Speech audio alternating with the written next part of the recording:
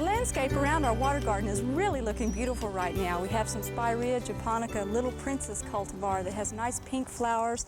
Then we have some purple wave petunias. We have some blue days planted down below it. And then that's a nice contrast with some of our yellow daylilies. But the water gardens themselves are also looking just wonderful. Last week our OSU ambassadors came out here and they cleaned out the water garden so it looks very nice and clear.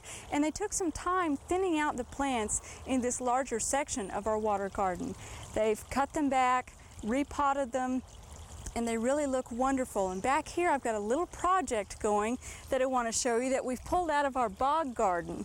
Now this is an umbrella palm that we have pulled out. It's not really in the palm family. Some people call it umbrella plant.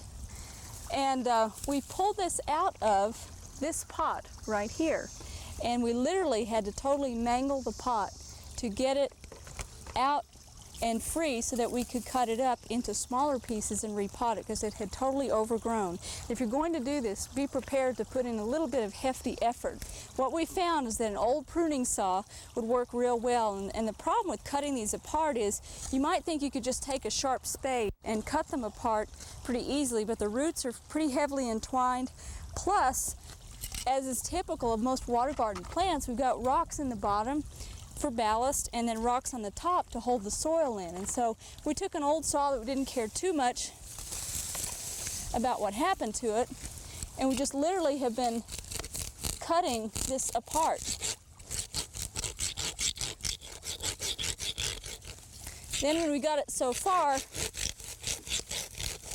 we could finish the job with our spade and end up with a small section like this.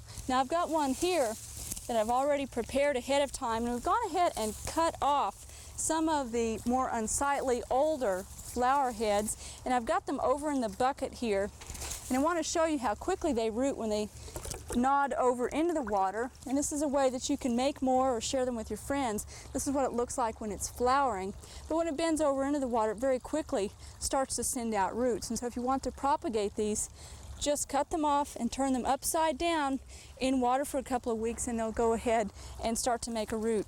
Now if you're repotting water garden plants, as we mentioned, you need rocks. And down in this pot, we've already placed some nice round stones for ballast and to give it some weight. And we'll put this root system down in here, and these plants are not very fussy.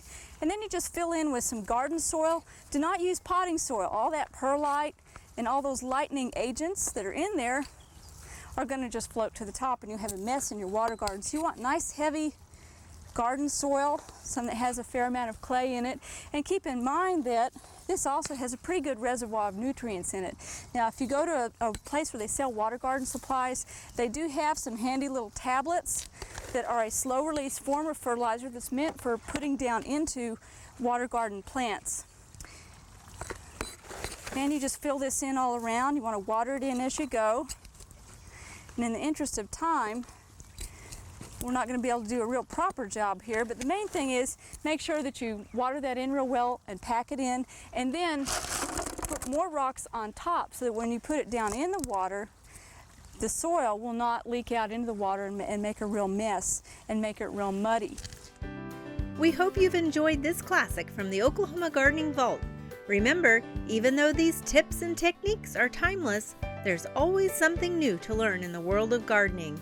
By subscribing to both Oklahoma Gardening and OK Gardening Classics, you'll have access to a wealth of gardening knowledge, both classic and contemporary.